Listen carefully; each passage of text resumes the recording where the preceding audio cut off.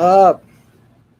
How's everyone doing tonight? We hope you're doing wonderful. We'll let you guys trickle in a little bit before we get really rolling, but we got a fun episode, and as the description implies, we are going to be talking about things that might lurk in the shadows.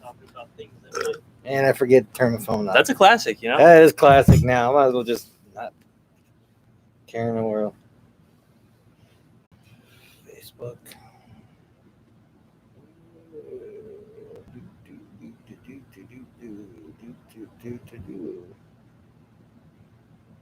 As we both looking on our phone. We're just getting our stuff set up, you know? It's that early part of the show where we got to make sure everything is rolling okay first.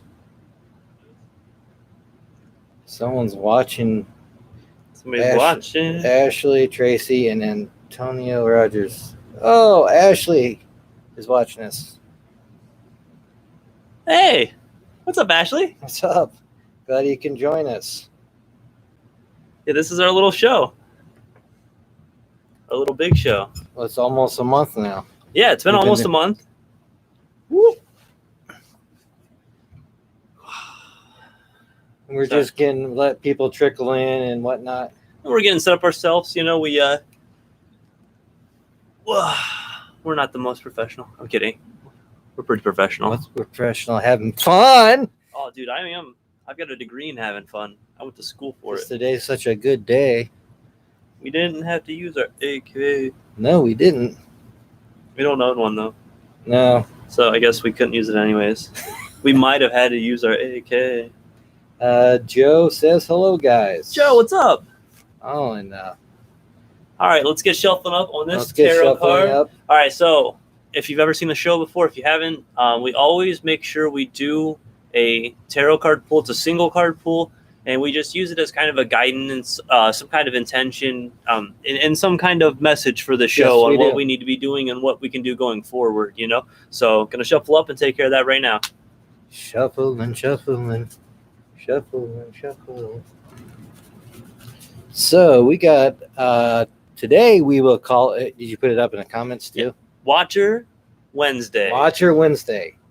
Somebody's watching me. I always feel like somebody's watching me. So that is the topic of today. No privacy. Spirits, aliens, cryptids, or anything else that's watching you. Exactly. Unexplained. Skinwalkers. Hey, you never know. Your wife's, mother, she could be watching you. Melon heads. Yeah. Your nosy neighbor who doesn't like you and wants you to leave the neighborhood. Oh, we don't have that problem. No, ours are all dead. Ours are pretty quiet. Sometimes. So they want to come walking around the house. If anybody, we'll be throwing this out. If anybody knows how the show goes, we as people trickle in, we kind of repeat the question sometimes. So don't ever let it annoy you. But for the very first time, we'll ask you, what is some story that you feel where you felt like some kind of like creature, some kind of otherworldly presence, maybe just a spirit, or even like something nice, like an ancestor looking over you or something like that. So some kind of thing where you feel like somebody was watching over you. Now, Chris, why don't you talk about like the feelings you had? We've talked about it a little bit, but the feelings you had before you even started doing any paranormal investigating, where you just always felt like something was like right over your shoulder or like always watching you. Oh, yeah. That was back in because I originally from Indiana, but it was like 10, 15 years ago. Me and a group of friends used to go to a lot of Ann. Abandoned locations. Oh, what's up, Tracy? Hi, Tracy. Yeah, I forgot. I just saw that. Anyway, we went to abandoned locations, crybaby bridges, cemeteries, abandoned schools next to cemeteries. Yeah. An old school in PA. That's like, imagine a big old hill out of a movie, a creepy old driveway going up and trees are surrounding you at this old school. And I always felt, would you believe it? Most of the time, always is the back of the pack. Because everyone was a scaredy cat. It's like, I don't know if it's going to get me. Yeah. And there always someone I always felt. I keep, to this day, even in my other YouTube videos I put up, you see me always turn around like someone is watching me. Like a spirit or whatnot. Or even maybe a cryptid at some time. Since there's a lot of forests where I go to. Yeah. You never know. Well, and if there was a cryptid out there, obviously they would want to be very, well versed in observations. If you're a Bigfoot and you're the hide and seek champ, you're watching a lot of things and watching, you're observing a lot of that kind of stuff. It's not as much out right now because the foliage is not grown up on the trees as much. Yeah, I'm sure he has a place. Maybe he like hunkers down for a while or something. Let's go ahead and shuffle it up a little bit. So yeah, that's my.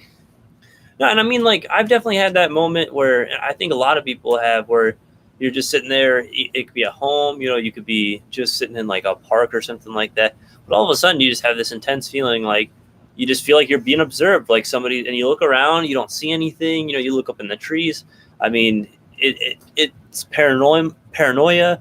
Maybe somebody's saying it's night terrors. Well, no, like somebody's saying like it could be just your body's like natural reflexes, just like misfiring or like trying to prepare for a situation that hasn't happened. Okay, Tracy's got a story, and I'll go ahead and read that real quick. Yeah, never felt like someone was watching me, but at my parents' house, the smell of cigarette smoke would hit me in the face out of the blue at all the time, and no one smoked. And that's a common one, because especially when you think about, like, there was a time where a lot of like old men and like old businessmen were known to definitely like smoke a lot of cigars or cigarettes in the house, and it was a very common thing. Nowadays, you don't see people smoking in much of any public places because it's mainly I keep going back to our Squire Castle investigation, and it smelled like something. I know there was kids out there, but I don't think they had blunts in their hands just yet. But it felt like cigar smoke or something. Yeah, and we were in the smoking room. In the hunting lounge, they call it. The hunting lounge, yeah. So the place where they would probably like retire for the evening, smoke and drink some scotch or whiskey or whatever. And that's the same where we got that disembodied breath twice. Here we go. All right. So what we're going to do, I always cut the deck, and then we'll pull our tarot card for the night. As I said before, we always do it to get some kind of like message for the show, some kind of intention. It always gives us some kind of thing. And so far, it seems to follow course with how things are going for us. Mm-hmm. So we've been very faithful to the message, and that we feel like the message is faithful to us, so. Oh, here, before you pull, cheers. Cheers, sir. Thank you.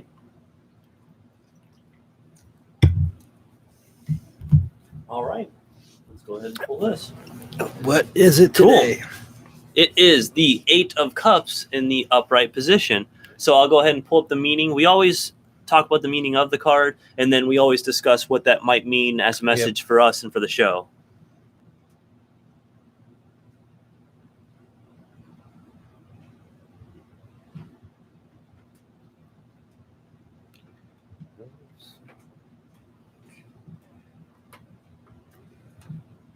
All right. So we've had the 8 of Cups, I believe, before, but we've had a similar message. Yeah. Disappointment, abandonment, withdrawal, escapism. So we have faced some disappointment, and we're definitely moving past that. I don't think we have too much going on right now with that department. Maybe it's just a reminder of what was, What was. So, yeah, don't forget where that in the 8 of Cups, in the 8 of Cups, a man walks away from the 8 of Cups, standing in the foreground. The cups are arranged in such a way it looks like one is missing, a sign that emotional fulfillment and wholeness is lacking. The man has turned his back on these cups with a sense of loss and disappointment and shuffles away in the mountains. A nearby river symbolizes his emotions, and the mountains represent the awareness that this will not be an easy journey, though it will be necessary for true long-term happiness. The moon in the night sky illuminates the path ahead. The man is leaving in the dead of night, hoping to go unnoticed, suggesting that there may be a level of escape or avoidance in this card. So we've definitely had to avoid some situations, and we've faced some disappointment for sure. Yeah. But nothing that a young show or any kind of young thing, whether it's any kind of project, when you first start something as simple as like, doodling or something, just like at first you're like, everything you draw is like, oh my God, this is kind of terrible. But after a while, you're like, I kind of like that little doodle. It kind of makes sense, because we'll talk about this later on the show. But remember, I've been talking about how like I'm trying to find this certain location because people kept asking me after that one video popped up. Yeah. About a certain railroad bridge. Exactly. And I thought it was the other one. I was like, oh no, they tore it down. And no. I was like, okay. Then I kept trying to find it, and I finally found a YouTube video from 4 years ago. And it's like, aha, one of those aha moments. Yeah, and then you exactly. Oh my gosh, Oh, is that Belinda? Hey, how's it going? No, I mean, we definitely missed you as well. We sent a lot of positive energy your way Yes, in we your did. time of being away from the show and not being able to talk with us and stuff. And we just hope that things are better for you and your loved ones and your family, you know, and your friend and everything like that. So just I'm glad you're here watching the show. Tonight we're talking about things like that sensational feeling like something's watching you and like what you have thought Watch your as maybe Wednesday. Yeah, watch your Wednesday and what you have thought maybe something like, okay, is that like, I don't know, some people really fear that there's vampires always lurking around and like waiting to actually like come to a situation like that. Some people fear ghosts. Some people feel like a werewolf or a wolfman kind of creature or a Bigfoot, you know. There's tons of things out there. So what do you guys, what is something that you felt or what's something you would really not want to run into if you were ever out alone and felt like something was following you? We like to hear from you, and I'm like to put out a special Facebook message to all our followers. Since yesterday, we have reached, thanks to you, because of you guys, we have reached 1,000 followers on this page. So thank you guys. Thank you 1K. very. Oh, thanks for stopping in, Ashley. Have a good night, Yeah. and thanks for what you do. Yeah, thank you. Everybody give a shout out to Ashley. You know, she works in that medical field, and she's one of those very essential people right now. So thank you, Ashley. And Belinda says, thank you both. You're quite welcome. You were there in the beginning, and we're still here for a month, almost a month. Yep. Into this. So we're glad you're back, Belinda, and hopefully the show is doing really well for you. And I really I want to put on even a better show now that Belinda's here. I was already excited for this nice show, man, but now that she's back, I really want to make sure maybe we could tell her some of the things we had the other night. Someone called us, looked like we were Wayne's World again. Yeah, so we're trying to get the thing going that the Baps boys are the Wayne's World of the paranormal field. It's silent. Jay and Silent Bob. Silent Bob. Yeah. Because I'm always rambling, you know. You're always rambling, and I always got the hat backwards and the beard. It makes sense now. I was thinking about it. Even before this live show, kept up on sharing all this information and paranormal, unexplained cryptids that might interest you on the page as well, because it's a vast universe, not just paranormal wise. And if anybody, thanks, Joe, by the way. You're welcome, Ashley, and we really appreciate it. I know you work really hard, and I've personally seen you drained from the hours you kind of get to pull sometimes. So I definitely appreciate that. We appreciate you. And say hi to Sawyer for me. Hi, Sawyer. But no, thanks to Joe and everything, and makes me kind of a sad moment, but happy moment, because I would never, in my wildest dream, this page is almost 3 years old, and we reached 1,000 followers. I mean, I've been working hard. This guy's been working hard since he's been with us. He's helped just as much as I started with Erica's helped. I mean, all three of us have made this possible for you guys, and we're happy. And like Joe said, onward and upward. That's all we want to go. And I want to talk about it real quick because we talked about it in the Monday show with some of the stuff we talked about, like Mandela effect and some of the overlapping things. We got into that and Men in Black and stuff. Did you guys see that video I put up on the Facebook? It was a security footage. I've seen that one before. I showed that one to you one time. Yeah. Yep. And it was a security footage that came out a while back. I think like a year or so ago, maybe almost 2. But it just like this weird interaction with an Men in Black agent. Woman who's like a secretary at some kind of like security office or something, and like he walks in and she like immediately is alarmed, and then like eventually she pulls a gun, but he does some kind of like weird hand motion. All of a sudden she's just like boom, stops what she's doing and like is like robotic and like follows him with some kind of camera out. It's a really weird situation. It is weird. So if it's faked, it's really well done, and whoever's playing the guy in the Men in Black, the Men in Black agent definitely looks weird, you know. But we talked about this. I think they're more in, say, Linda, I'm glad you saw it. Yeah, aliens that are here on Earth protecting other interests of aliens, alien government or hidden, not necessarily the military, but I know the military has their, maybe they both have their own. Think about that the alien nation does, or the government does have both. Then aliens have to disguise more, and I don't know. I mean, you never know. It's You never know. It's a weird situation out there, and with the Men in Black, like we were talking, you don't know if it's excuse me, you don't know if it's a situation where there's the government trying to do something, or some kind of alien force or something out there trying to do something, or it could be an interdimensional thing. That's a whole other bag of worms right there. But I really, it's intriguing to see a video where like all of a sudden just boom boom and that like lady just shuts down. And like I said, if it's fake, hey, they did a really good job, and they definitely have me puzzled. Mhm. But if anybody did see it, there's subtitles on it. Those subtitles aren't real. That the video I found of it, I couldn't find the original one. I found Someone added subtitles, but somebody to it? added subtitles of like, it's like the guy's like saying like something like immortal or something like that. And it's like, I don't believe those are actually, like, nobody, the original video 'Cause there didn't wasn't have a- audio, because No. how the video originally popped up is it was a man who was claiming to be a security guard at this place, who with shaky breath was like, look, I'm just going to record this real quick before anybody can delete from the hard drive. We came in, like, this was something that we came into. We saw this footage. We're not allowed to talk about it. There's people all over the building. I'm just going to record this from my phone real quick. And he just records this from his phone. And he's like, the secretary or the lady you see in this, she hasn't been seen for a couple of days now. She hasn't shown up to work in a couple of days. And he's like, I just got to get this out there so everybody could see. So that was the only audio that was with it, was just that man talking. But the video itself didn't have any actually like audio or anything. So the subtitles on that, I don't think those are actually real or anything. And actually, I shared what I was listening to and watching last night from Haunted Road Media. There's this guy called, his name is Jeremy Ray from MUFON. And that organization started in 1969. Wow. It's a nonprofit organization. It's not government ties, but they go and investigate. And they were telling me stories that people that would see something or a landing of a UFO in their backyard, then it's like, oh, we're going to call MUFON. Yeah.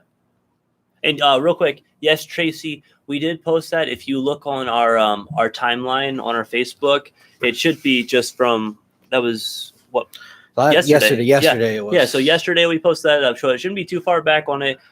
In the video, you'll see like a secretary like sitting at a desk and everything. You'll see like a man in a suit, in front of her and everything. So that is posted on our timeline though. And okay, continuing. Yeah. They called MUFON. And what they thought, MUFON showed up at their door, because I guess the original MUFON guys went to lunch. We're not going to investigate this right now. We gotta go to lunch. I gotta eat.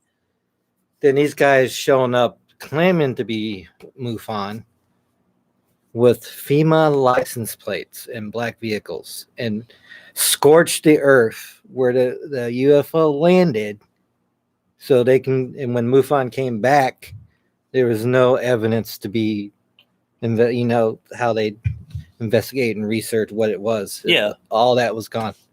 Any traces were wiped out. So you were talking about Men in Black. Men in Black could be fake and have fake FEMA license plate, because MUFON looked back on those license plates and they were fake.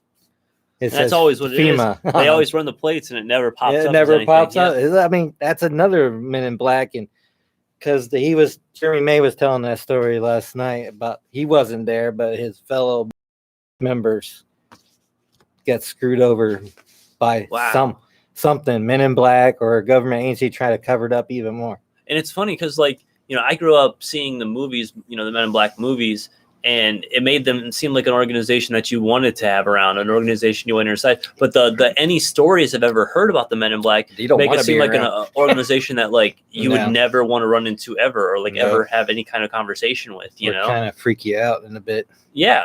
Oh, for sure. Someone come knocking on our door. What'd you see? Nothing. Nothing. I didn't. You know what? I'm swear, actually blind. I don't even know how to see. Like I never learned it. We didn't see that Sasquatch back at the park. No, we didn't. God, that'd be terrifying and exciting to see a Sasquatch. You know. I mean, I think talk about, because we talked with Dave and Randy. I mean, from EVP Mediums Paranormal Road podcast, which that he hasn't contacted me about. I'm sure he's still editing it up. Will be on his YouTube channel. Yeah, that's gonna be definitely later in the week. You know, when you're doing such a show like that, yeah, it takes a minute to get it all set up. So they'll let us know, and we'll drop it a link to their page so you can listen to us talk to these guys. We almost like kind of coexist.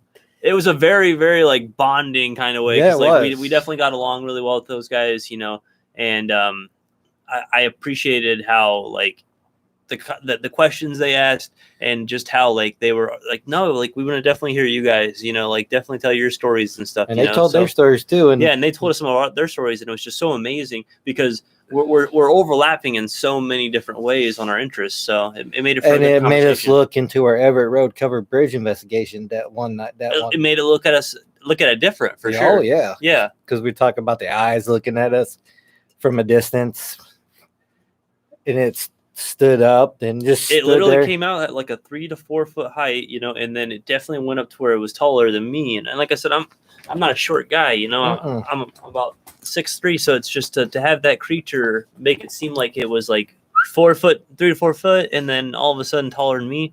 It's a big transition, and it seems like something bent down, stepping up around a tree, and then like posturing up. And it. Whew. We also seen deer that night, and they were different, totally different. Yeah. Dude was just chilling and eating. I see deer almost every night, you know, in my backyard. I know. Our deer come out and eat and leave. I mean, geez, man. Maybe we should start charging them to eat our stuff. Yeah, we'll set up a fence and just put like one entrance and just have like a bodyguard. A toll for eating. Oh, gosh.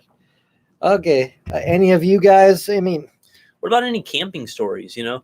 I know that when I was younger and I went to some Bible camps, I was in the Boy Scouts for a spell, so I went to some of those camps. Yeah. And it seemed like every night when you're getting late and you're like, those last couple, you know, because we had pretty chill scoutmasters and stuff, you know, because most of it was like some of our friends' dads, you know, and everything. And they always didn't mind if we like stayed up later, you know, because we were out in the woods. It was a weekend thing, you know. They knew we were going to be up in the morning helping out anyways, because that's when breakfast was. And in the scouts, you know, you're taught kind of almost like the military, you know, you have a certain time to eat. If you don't make it up and eat for that, you don't get to eat for that. You don't go. You have to wait for the next meal. You know, that's true, because well, stationed on base, they had certain times. I mean, you can go off base and go get something to eat, no big deal. But if you're working long hours and stuff, you got to make sure you had a set of time to go and get a grab bite to eat and come back to where you were working at. And even at Bible camp, there's a very similar structure because, you know, they very hardcore Christian Bible camps, you know, they want to keep those structures of like, no, if you don't want to wake up for this time, you know, you don't get to wake up this. And when I was in Bible camp, I actually got really into the polar bear swimming because that's where you have to like wake up, because it's like the fall Bible camp. So you go out swimming in the cold lake first thing in the morning. Polar bear plunge. So like we did that before we even went to breakfast, and that was like that would shock you awake real quick. That would shock you. Oh, you were like energized going to breakfast, like, oh yeah, I'm ready to go. But cutting back to like the earlier part of the story, you know, like staying up for some of those later fires and stuff and being the last couple people, like you and just one or two other buddies sitting there, and all of a sudden you just hear like something that's like not in the direction where you guys are set up, you know, campground wise, and like where your guys' tents and stuff are at. It gets definitely kind of creepy. So yeah, if anybody's got any camping stories either, or something watching, you know, it's Watcher Wednesday, so we're trying to get some watching stories. It's funny that you say, because when I was in the 5th grade, and this is just after we got back to the stateside after my dad was stationed in Iceland. We went to elementary school, and towards the end, actually in between, it was almost the end of the 5th grade, where you go on a week camping excursion in a cabin. And I'm sorry, Charlene. Hopefully you can watch this later, and we'll definitely make sure we catch you on the next one, okay? And there was a lot of weird stuff going on at night. That was my start of my PA, man, because of that house too. I tell you, man. And now I keep going back into it and thinking hard. there's a lot of going on. Do we get any comments on the YouTube? Rick on the YouTube. Oh, Rick. What's up, Rick? Sorry, we. No, it's he just commented a couple minutes ago, man. Okay. What's up, Rick? How's Hi, it going? I just met him last night on the Road Media. Oh, okay. So we've been talking and stuff and whatnot. Well, hey, Rick, if you got any questions, man, just let you know we threw it out there a little bit earlier. But this is our Watcher Wednesday. We're trying to get some stories of moments where you definitely felt like something was watching you, whether it be like some kind of spirit watching you or some kind of creature watching you, where you felt some kind of presence that made you feel uneasy. UFO, unexplained. Yeah, sometimes just like looking up in the sky and just feel like I've had those moments where I'm watching, like that light just seems like it's like paying attention to me, you know? Because I shared my story last night on Haunted Road Media about what I saw from the room, then came downstairs real quick because they were talking about UFOs and aliens. Oh, okay, yeah. So, and a couple of people caught that, and I was like, yeah, man, that was kind of freaked me out a little bit. I was like, cool, but I ran down those stairs just like as fast as I went down those Jate Railroad tracks today. It was whoop. Yeah, so where were we? Okay. Oh, everyone's starting to Sarah, Victoria Glover South is watching. Laurie and Malaya Forrester is watching. Oh, so yeah, just throw it out. You guys got any stories or whatnot? Anybody is watching you? Yeah, and not like the creepy, like your neighbor Bill, who was like, one of the best stories I ever heard was a friend of mine was telling me when he was on his farm, there would be a like black dog, you know, and I'm pretty sure he said it was like a shepherd looking dog, but instead of like German shepherd where it had some kind of discoloration, it was jet black. And he knew the like 3 other families that made up the property line for his family's farm and everything. So he knew they didn't have a full black shepherd or anything, but the shepherd or the dog would never seem like it would come in too far. It seemed only had a certain like perimeter it could come in, like it had some like set boundary or something like that. But he said he would always see it for about like a year or two, and then he was driving home. I think it was like he had just gotten his license. This would have been high school. I lived out in Wayne County, you know, so it's out like farm country and stuff. And he was driving home like backcountry road and everything like that. And all of a sudden the dog darted out in the road. He swerved, missed it, but it like he turned around like to come back to it, like just maybe caught it or something like that. So he was in the road. And when he came back around, the dog was just standing there in the middle of the road. So he just backed up and pulled away. Is that like away. I know everyone's heard of the trucker stories where the black dog. Well, the black dog as you're getting sleepy or something like that. Comes right in front of you and make you think, but it wasn't actually there.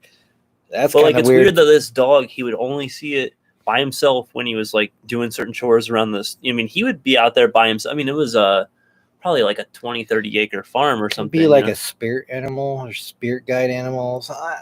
But like the fact that it tried to run him off the road is really weird. You know? Yeah, then that wouldn't be much of a spirit guide, would it? It's like, you're going off the road. Get over there. Wow, that's a cool story. Oh yeah, no, Rick, we definitely talk about Haunted Road Media a lot. We got our ghosty right here and everything, and we've talked about Mike's books. Walk in the Shadows. About, Walk in the Shadows a couple of different times, and some of the stories from both of us read that. So our fans definitely hear a lot about Haunted Road Media and stuff in that whole group. Because I watch it. Yeah, he watches a lot, and I interact with you guys. Yeah, and that's how I met you, Rick. I appreciate you joining us on the YouTube side. I know we were talking from both the Facebook and YouTube. Yeah, and Rick, thanks for putting out the word for us. We definitely appreciate you doing any kind of sharing, because we're here having good subjects. And if you ever if you've got a story you want to toss out, we're keeping the subject of watching and like things watching from the shadows and stuff, and what you think is out there. We want to hear some of your guys' stories because we know people believe in different things. And yes, they do. There's interest. So, and it doesn't have to be something negative, No, it doesn't. It can be, like, I think my grandpa or my grandma was watching me over a period of time, to make sure I was doing okay, or like they were there in certain situations. What? While people are thinking, maybe I should read that story again from my stepsister. Speaking of watching, yeah, go right ahead. That's a good story. I like that story. That is a good story, and I'm going to share that. This is I shared this before, like on week 1, actually, week 1. But since we're in the subject of, and it's a really good story, it's my stepsister in Indiana. This is in her words from when she was messaging me. So this is after the grandpa died. She used to live with her grandpa in the house with their 2 little boys. At the time, they were little, not anymore. Okay. Grandpa stayed around until I told him to leave, that he was freaking me out with the shadows and the bells on the doors.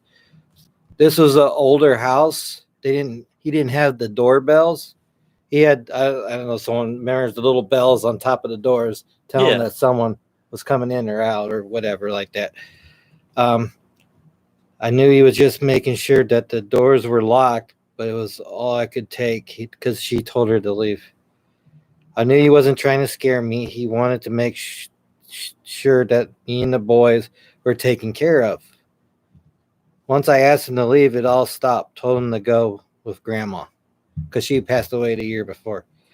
Now, on top of that story, the boys are only 2 and 3.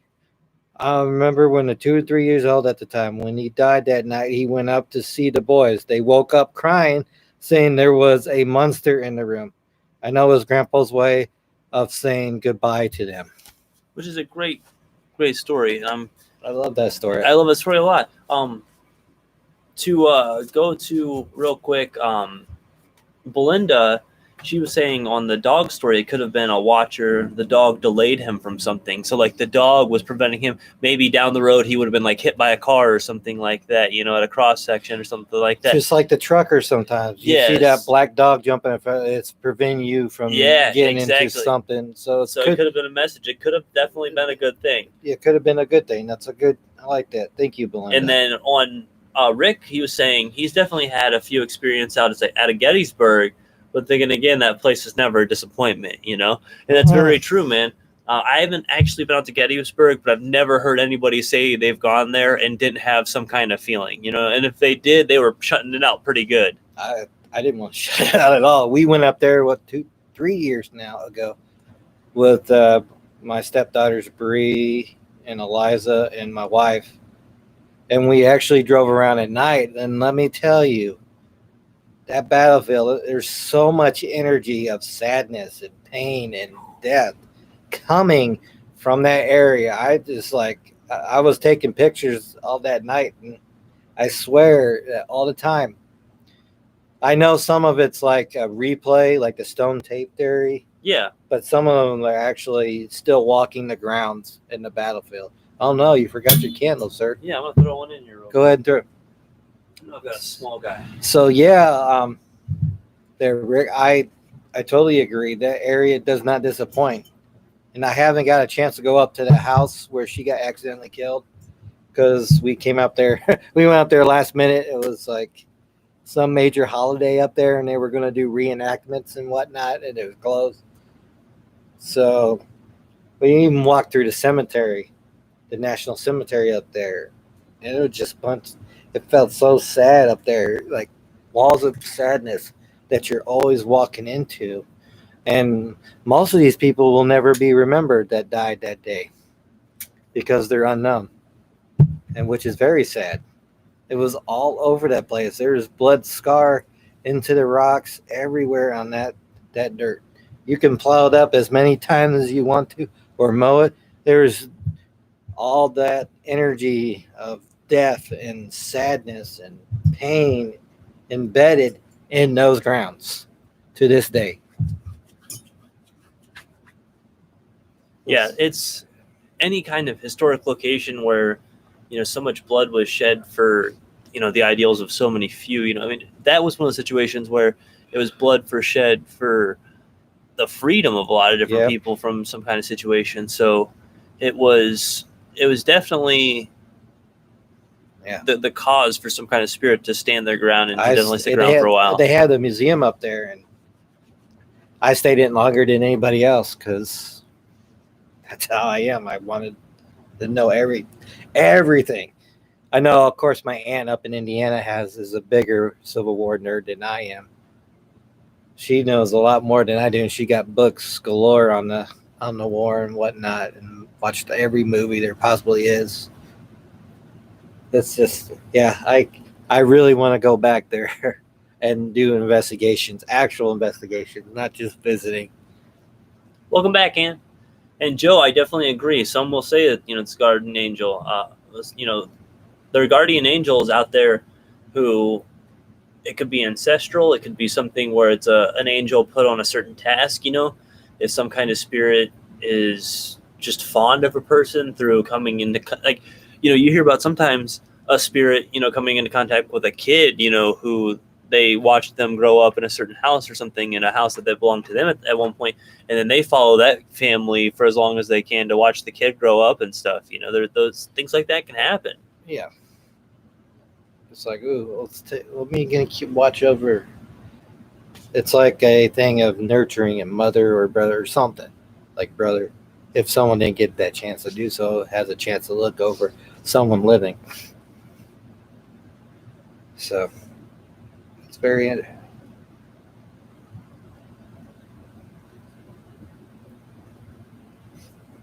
I would have to definitely bring my crystals so not to feel so much.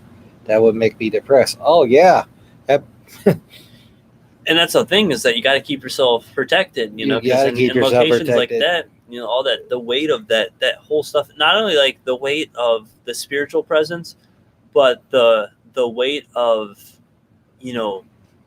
your mind and something like that, because what kind of sadness, what kind of people, the pain people went through in a battlefield. Because think about the medical practice of the time, it was like, bite down on this leather or bite down on this piece of wood and about to chop your leg off, so it wasn't a good time. There's a lot of pain and a lot of suffering. Tracy comments, my dog growled at something in a Gettysburg Museum, and he is not a mean, growly kind of dog. Oh, he didn't like something in there. There was some kind of presence, man. There was some kind of presence he sensed and did not like. He thought it was and that's how some of the animals feel that as a threat. Yeah. Or they sense something, or they just run away. Or they're protecting, like, your parents or your dog parents. So, oh yeah, you gotta burn that. Yeah, wow. We got myself on Gettysburg. That's awesome. Place reminded me, wanting to go keep going back there. There's so much to investigate and or explore in that area. Just you feeling that wall of all that from that time resonates still to this day. That cemetery, because I know they didn't get everyone in that cemetery. They only, and most of them, like I said, are unknown. Yeah, and that's what's sad. It's just like no one can be remembered. Yeah, it's like, how can you mourn for the person or talk about their loss when you can't even? And that's how I think some of them still roam, because they're unknown or forgotten. They're looking for someone to remember them. I completely agree. Just trying to be heard, to be known, Especially because so many of them were so young. Yeah, they were teenagers, 15, 16, 17. And we appreciate that, and that you always try to check out the shows. And Belinda, I know with your spiritual sensitivity and what we've heard through the conversations and the stories we've had with you, I imagine a place like that, a location like that is such a I don't want to say a burden, but just such a weight, it's tough to navigate through so much when it's all there in that kind of presence.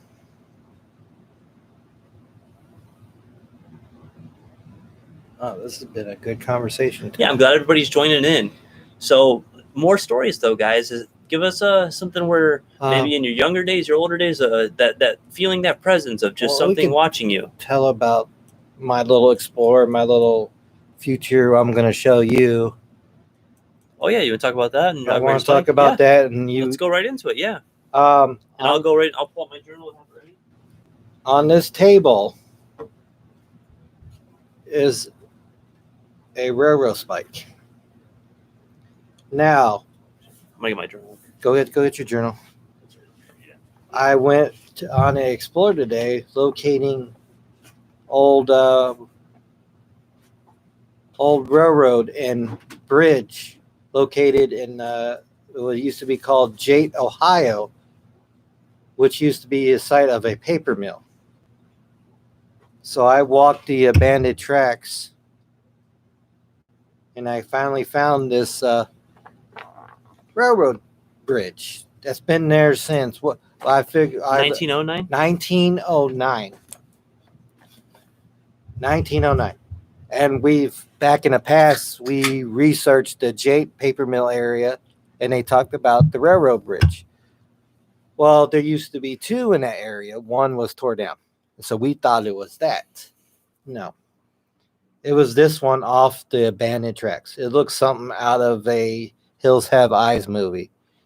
But I know I walked through that fast because I was excited, but I could feel a lot of sadness or someone was watching me. And that's the place where we're going to go try to investigate. Try at night. It's going to be probably pretty hard. It's probably more creepier, but because the angry geese at me there too. They were. You don't angry. mess with those geese. You don't mess with those geese. But yeah, it's funny. We talked about this, that some of my explorers lead into our investigations. Yep. And this place is known to be haunted. This is the old Jate Paper Mill Railroad Bridge leading right behind where they used to receive and send off supplies and back and forth off the main railroad. And it's about half mile back. Yeah. And I pulled this out. This one shows me halfway back. I saw this laying on the ground and it said, pick me. And I asked the spirits, if it's okay, I take your relic home so I can remember you guys. And I'm pretty sure they're okay with it. Now, before I brought this home, it stayed in my car till we're able to cleanse it. And I will turn that over to Tyler. He came up with ingredients, cleansing it before it came into this house. Always cleanse your relics before you bring them in your own home. I don't care if they're negative or not. Please cleanse your relics if you bring them home. All right, Tyler. Well, now I've used a couple of the elements that you're going to hear in this blessing a couple of different times, and a couple I've explained the properties of, but I can go over again if anybody wants to know. But I used some Palo Santo, so I used a full stick of Palo Santo, and that's always a good blessing agent. It's a very common thing. It's very cleansing and is good to just release any kind of like negative attachment or anything that would just want to be harmful connected to that. I used white sage. White sage is a great blessing agent. Also, it charges energy sometimes. So I felt if used alone, it can almost kind of be a negative effect sometimes because it could charge whatever, you're trying to cleanse and, maybe backfire on you. So I always use it as just kind of like a way to boost whatever I'm using. Then I chose some elements that I felt were more from the natural side of things because, the J area, it's out in the, it's out by the woods and stuff like that. With all It's close to the old Boston Mills, close to actually the Helltown legend. Yep. The Boston Township. It's all in that area. So I chose some natural elements from the kind of things that might be growing around from it. So I chose raspberry leaf, nettle leaf, dandelion leaf, and then I also, for a very, very boost to the cleansing agent, I chose some St. John's wort. So if anybody has any information on any of those specific ingredients, I definitely don't mind talking about that. But we burnt all those together and then we had the cross across the top of it and everything. Yes. And that's what we cleansed it with before we brought it into the house. Now, so we figured that bridge and those tracks were laid how many years ago? 1909, the bridge was built. Yeah, so 111 years ago, I believe that's what it is. This spike could be older than both of us and three of us in this house. And this is iron. Yeah. He said that, we need to get down there and investigate with him and his friend Kira. Okay. Down in Virginia eventually. So once all this clears up, I would. Oh yeah, we'd love to. You help us find some good locations and everything He's like that. Talking about our butt. Battlefield. Oh, Is okay. that the YouTube? Is that YouTube page? Yep. Okay. He was talking about a certain battlefield near there. Oh, I'm definitely down to investigate that for sure. So Trace, just once this clears up, we'll get together. You and Chris seem to have a line of communication, so we'll definitely get the deets on that. Tracy says she was Googling. Is this where there was a derailment and about 95 people were killed? I did a little Googling. That is very interesting because I didn't get that far. Why it was. You want to Google that up? But I know there was a legend around that area, Peninsula Python, that a circus like train and cars crashed there and a bunch of animals and whatnot, and the python escaped. And that's why you have the Peninsula Python legend. It's another legend out there by that particular bridge, actually. Hey, David says, hey guys, better late than never. Busy at work. Oh, you're fine. You're fine, David. Glad you can join us. I'm not sure what she's referring to, but we'll do a little bit more research. We'll do a little more, but Tracy, we'll do a little more research into that. We did it on I forget which website. We looked at Jake before where they see blue lights and that the spirits roam that around that bridge area. Yeah. And the fact that you found this new area unlocks a whole part of an investigation that we've been to a couple of times. We've been to Jay on the other side, yep. Different parts of it, because I think we kind of misunderstood where this was going, because there was 2 of those bridges built, identical, and one was tore down, but this one still remains. That went behind the paper mill for supplies and shipping and receiving, pretty much line. And it's amazing that we've been out to a location a couple times, and now we get to explore the same area, but from a whole other perspective. And that's what we need to do, because we were, of course, we got rained out too. Yeah, we got rained out one of the times for sure. So that's why we ended up at the bridge, the covered bridge turned out to be a great investigation at night. We finally got some great communication from them. But getting back, anybody that, please ask permission, even from the spirits, that you remove this from, or if people still living in the area and stuff. Yeah, because ask permission to remove the relics. He didn't want to bring home a cursed object and then our blessing be nothing, because it's. And always, like he said, like he did, he came up with the ingredients. He just read them, and please cleanse anything you bring home, even yourselves. Yeah, always. And Ben, no, we haven't heard about that at all. I did not hear about that protest in Michigan. I've been out exploring today, Ben. Yeah, and I've been taking care of some family business and playing a little bit of Animal Crossing. And we got the new router set up. That's why we're able to stream from both YouTube and Facebook today. Yeah, we're on both. Week 2? Yep. So that means that next step is we're going to be messing with a couple of stream services to be able to do some fancy things while we're streaming for you guys. So be keeping up with us and watch us grow, because each week we're going to be making some advancements. Ben is 5 minutes away from. I hope you're safe there, Ben. Hope nothing went down crazy. That's crazy. Why would you protest in the middle of all this? Come on, guys. Seriously, let's not do this. Let's talk about paranormal and all that. Yes, worry about the virus. Keep your family safe. Keep yourself safe. Just, it's craziness out there. I know. That's why we're here, to just talk about the things we enjoy and the subjects we enjoy, so we can keep ourselves distracted and also to keep ourselves entertained. Because we gotta have fun. That's why I talk about the things we love. Went on this little explore, because my explorers turn into research, turn into investigations. Yep, always. It turns into ideas. Like, wait a minute, we're doing this another way now. And that's how I brought certain things to you before, where it's like, hey, man, I've heard about this thing. Have you heard about it? And sometimes you have. Most of the time, you've heard about it to at least a certain degree. So, well, like how we ended up at Squire's Castle. You talked about your stories. It's like, we have to go out there. Yep. We have to experience this stuff. I had been out there with a couple old roommates and stuff, and it was a wonderful investigation. Yes, it was. Our investigation and your guys' investigation both got answers. And some debunking because of the loud people and rude. Yeah, loud, rude people. Only one good guy award on that video. Good guy award.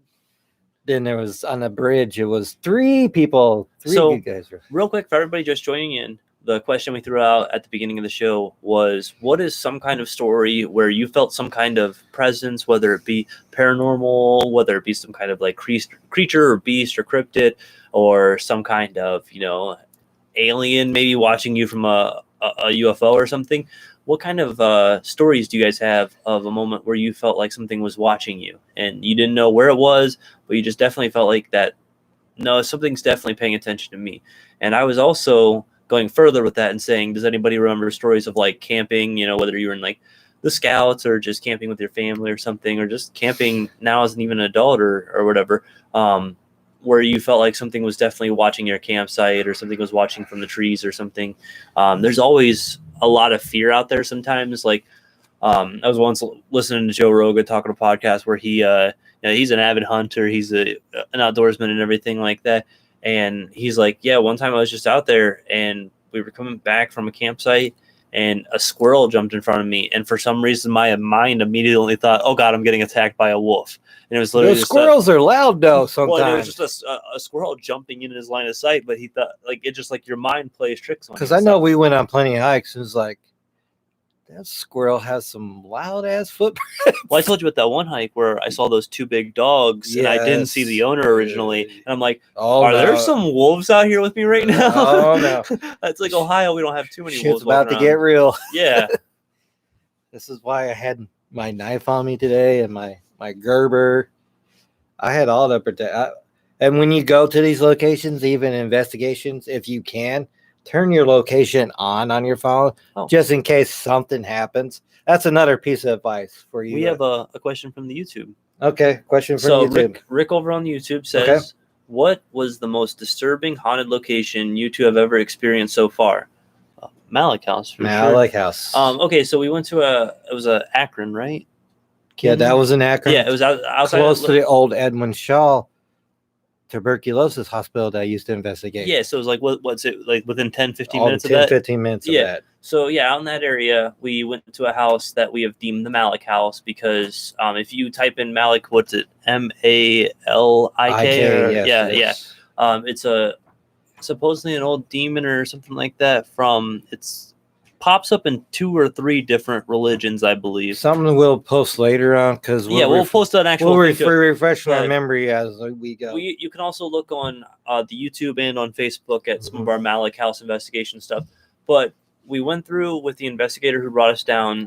He was bringing some other people in because he had said such activity in this house that he was trying to bring other people in to get like confirmation and also to kind of let other people experience such intensity. And within the first hour, we had so much stuff that by the time we got to like the later part of our investigation, we were already tapped out. And I don't even think that it was killing batteries. Chris had a shadow crawler approach him, and those like crawl space kind of attics where you have to like pull yourself up through the small square space. He was pulling himself up through there, and all of a sudden he's like, oh God, and he dropped down, and I was coming up behind him, and instantly he shot down. You never see an old man move so fast. So, I was done after that. I was totally the Malik House would definitely be the most disturbing location, and there was just many deaths within that house that were related to drug overdoses and things of that nature because it was a drug den for a while apparently, where like people were just doing like shooting up heroin and stuff in the rooms and everything like that. So it was a bad house. Yeah. There's a couple things on the Facebook. Ben says I had a certain hanger fly off at a wall when I was young and almost hit me. And Dave says, yep, that too. Sometimes when you get the feeling, you realize it's dead silent, no insects, etc. Yeah. I mean, coming from both ends here, but I totally get it. It's just like we keep talking about that now. We keep talking about the Everett Covered Road, the other, but not the one recent, but the one before that where we saw that stand up in the eyes. And yeah, Dave, I understand. I can't wait to. I can't wait for us to clear up so we can go hang out with David at that campground because I want to experience, man. Like, and I'm unfortunately like when it comes to that stuff, and especially if I've got some people with me, I'm a go-getter for that kind of thing, man. And that Ben story, I've had objects. I'm sure you've had objects. I have unexplained objects fly a certain way, and it's like, how did that do that? Oh yeah. What the heck? Why? Abby and I were having some objects in the room when we first moved into the house that we couldn't put them on certain shelves. They would just fall right off. And like, they're pretty secure bases on these objects, and now the places they're at now, they haven't had any problem, you know? It was just like, maybe the spirits didn't like the decorating. Or that there's a little picture above our window, and because you know how far it is, not too far. Usually if it does fall off, it lands on her dresser. Yeah. It landed on the bed. Oh. They didn't like that little schoolhouse with a heart. Like, David's like, I'll stay behind. You can go to the woods. Oh, man. Oh, and definitely, Ann, when it clears up, we got to hit you up and go to that Moonville tunnel together. Yes, we do. Or Moorville tunnel. I don't know if she's talking Moonville or Moorville. I think Moonville she means. But, no, man, I want to see something out there. I definitely want to experience something with a Bigfoot or some kind of creature like that as well, David.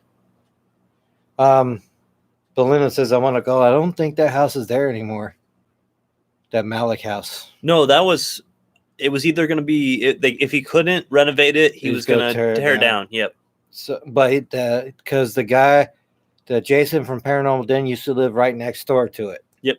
And Tracy said she's had a shot glass thrown at her once, but she thinks the spirit was just maybe trying to tell her to have a drink. Have a drink. So it's like, all right, just chill out. Calm down. You know, have a drink. Have a drink. And Dave says, yeah, that'd be cool. And I think Ann is referring to the Moonville tunnel.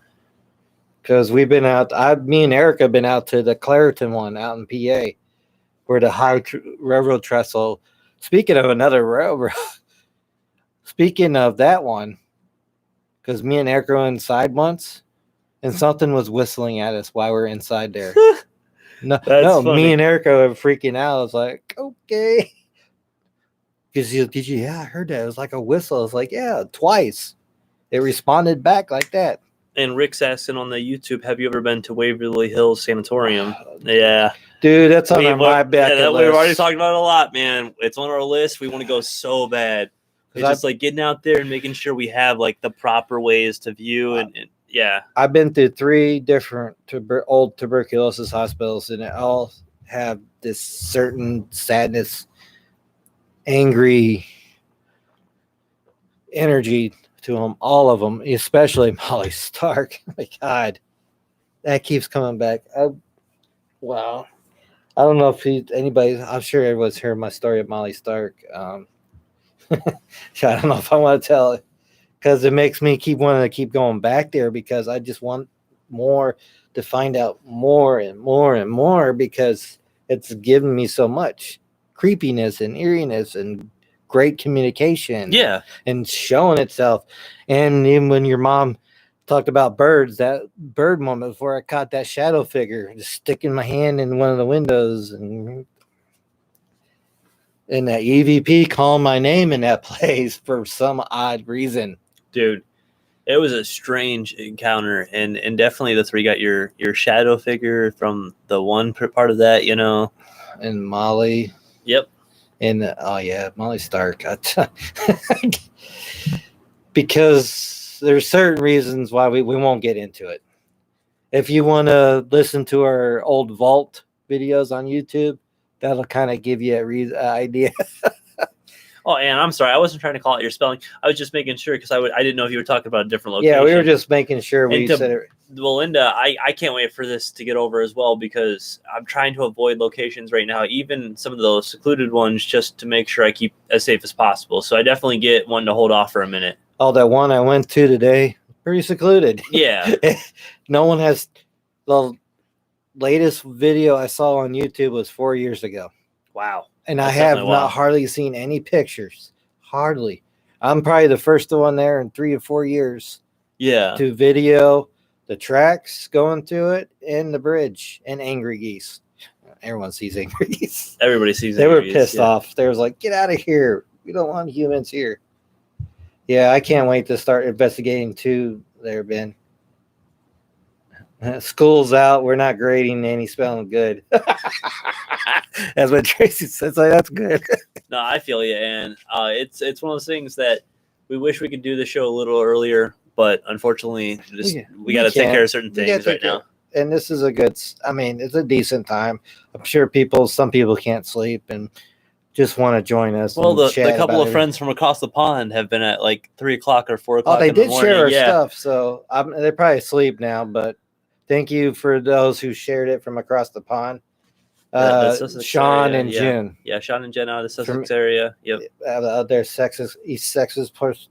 I shared it earlier on, I think yesterday or today. Either I share a lot of stuff between all the shows and whatnot, so it's on our feed on Facebook if you want to check them out as well. They're pretty good couple over there.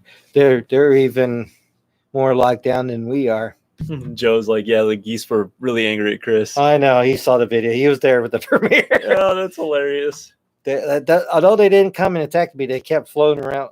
They got off their little thing and kept floating around back and forth. Oh, they were trying to punk you out. They were pacing.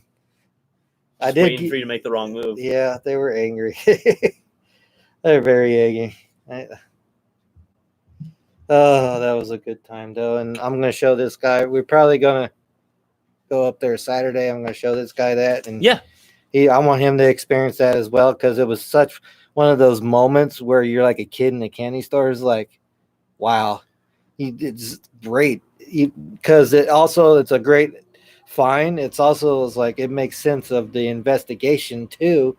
That it's over this side of behind the paper mill where the bridge was at. Yeah. Because they did talk about the bridge, but we just didn't put two and two together because I never knew there was a second bridge into the back of the. I thought they took that out a long time ago. No, but the Park Service left that right there. Nature taking over. That's how it works. Sometimes they reserve the small town of Jade like they do, and sometimes they just let crap go to the wayside. Just like that Brandywine Falls is that mill right there. Well, I've accidentally crossed through Brandywine Falls on hikes before because of one of the trails. I didn't realize that like part of it actually technically crossed over the private property of Brandywine. Oh yeah. So yeah. I went through literally like one of their storage areas by accident, and it was just like I walked out and there was a cop sitting in the parking lot. I just kept hiking. He didn't ever come up and pull up to me or say anything, so I assumed he's like, all right, well, he's not here stealing. He's just hiking, you know? I'm going to bring this up because I've been nice about it because I kind of share my stuff on the Man in Ohio. It's on Facebook. People have been asking me about Helltown since I posted that, and now this old railroad bridge. I'm like, I'm happy to share as long as you don't desecrate. Be safe out there. Is that place haunted? Yeah, for its own reasons, because a lot of stuff. 1974, people were kicked out of their homes on the actual Haroldtown area by Stanford House. They were kicked out of their homes, eminent domain. Yep. For a transcontinental gas line, because it does run through there, and there's still those power poles that go right to the oil or gas, whatever, right there. They kicked them out of their house. Yeah, that's a bunch of sadness. That could cause for haunts. We're going to research that, but I'm sure there was some deaths and whatnot at the paper mill and right where that abandoned railroad track in Bridgewood. I'm pretty sure of it because it's haunted. That area is just full of energy, and you think about it, how you got the Deep Lock not too far from there. Yeah.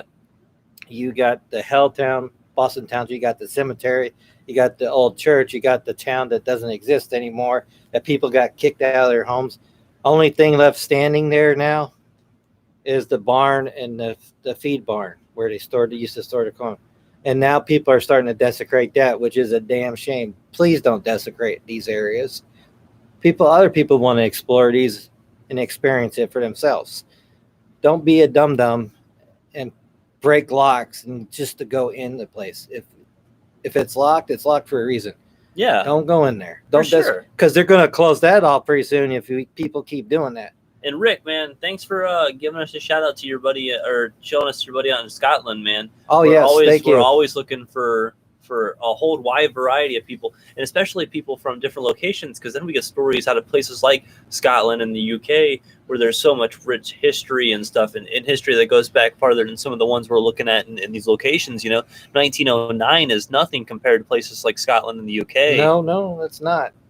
That's very true. It's got a lot older history over there. I would love to go jump across the pond and investigate and explore with our friends over there. That'd be so awesome. But getting back to Helltown, yeah, it's not haunted for the legend. It's haunted for all the stuff that's gone on in that location. You can preserve a forest without taking over people's homes. Come on. you don't have to take people's homes away just so you can preserve some woodland.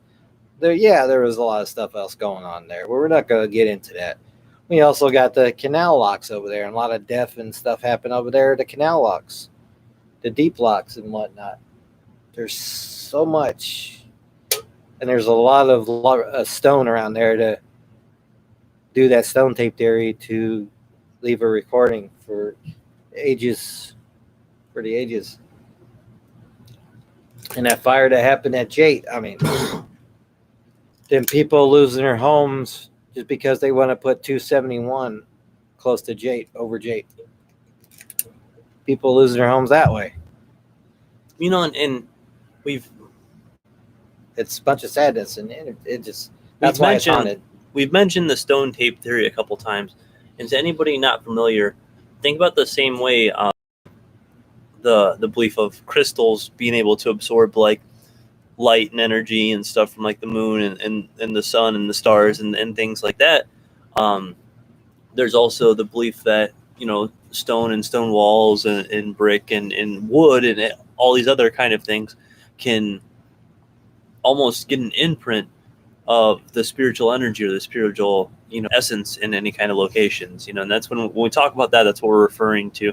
Yes. I know not everybody's familiar with that, so we definitely want to make sure we're pretty clear on what we're talking about in that situation. Right. But I definitely agree with what you're talking about. Of all bunch of that sadness and energy and all that happened, even you can even include the covered bridge, because it's not too far from that area either. It just that vicinity of everything, and there is a lot of rock and stone and then the deep locks and all the canal locks. Yeah, we've been to.